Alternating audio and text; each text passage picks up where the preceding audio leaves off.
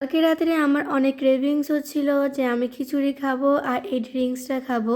সঙ্গে সঙ্গে আমি বানিয়ে ফেললাম। আসসালামু আলাইকুম, আশা করি সবাই অনেক অনেক ভালো আছেন। আমিও আলহামদুলিল্লাহ ভালো আছি। এই যে আমার ফাঁকিবাজি খিচুড়ি, এটা কিন্তু আমি পোলাও দিয়ে করেছিলাম। আর এটা করার জন্য কী কী করতে হবে সেটাই দেখাবো এই ভিডিওটির মাধ্যমে। এই ডালটার নাম আমার এই মুহূর্তে মনে পড়ছে না, বাট আমার মনে হয় আপনারা সবাই জানেন এই ডালটার নাম কি। এখন মনে পড়ছে না, তাই আর কি বলতে পারতেছি না। আর এটাকে ভালো করে ভেজে নিতে হবে।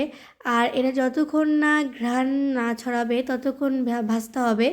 যখন এটা হালকা পোড়া পোড়া হয়ে যাবে, একটু ঘ্রাণ ছড়াবে, তখন এটা পানি দিয়ে ভালো করে ধুয়ে, এই যে আমি কিন্তু এইখানে আরেকটা ডাল আছে না, যেটা হচ্ছে মুসুরির ডাল, ওটাও আমি ধুয়ে রেখে দিয়েছি। আর পোলাওটাও আমি আগে থেকে ধুয়ে পানি ঝরতে দিয়েছি।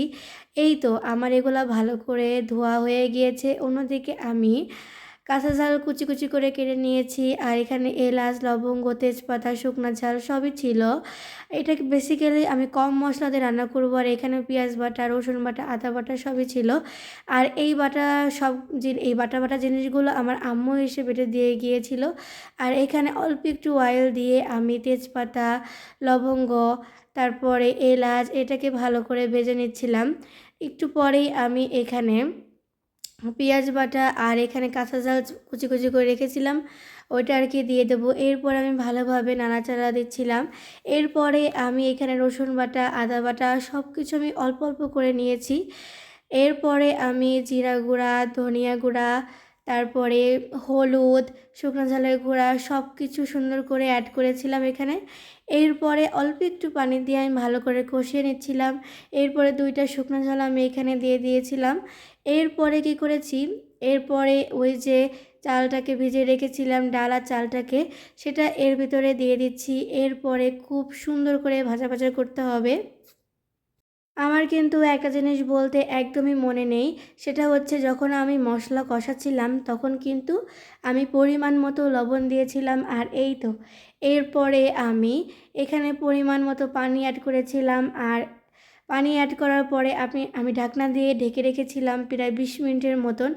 আর এইভাবেই আমার খিচুড়ি কিন্তু একদম রেডি হয়ে গিয়েছে। অন্যদিকে এখন আমি সেই ড্রিঙ্কসের রেসিপিটা দিব। এখানে আমি পুদিনা পাতা নিয়েছিলাম, ধনিয়া পাতা, আর এখানে 2টা কাঁচা ঝালও আমি অ্যাড করেছিলাম, 2 থেকে 3টা, যেটা আমার অনেক বড় ভুল হয়েছে কাঁচা ঝাল অ্যাড করা।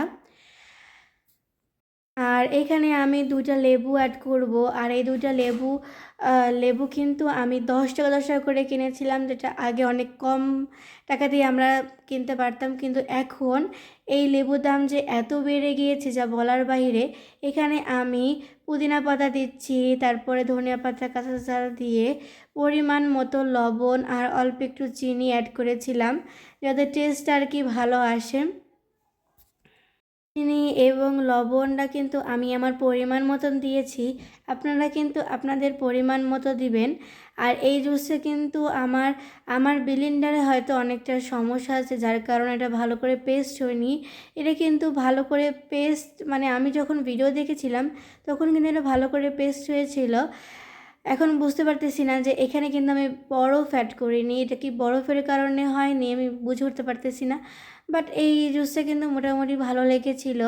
আপনারা এখানে কাঁচা ঝালটা অ্যাড করবেন না, তাহলে আরও বেটার হবে। আর এই তো আমার খিচুড়ি আর ড্রিঙ্কস একদম রেডি। তো এই পর্যন্ত কি ছিল আমার ভিডিও, দেখা হবে অন্য কোনো ভিডিওতে। ততক্ষণ পর্যন্ত ভালো থাকুন, আল্লাহ হাফেজ।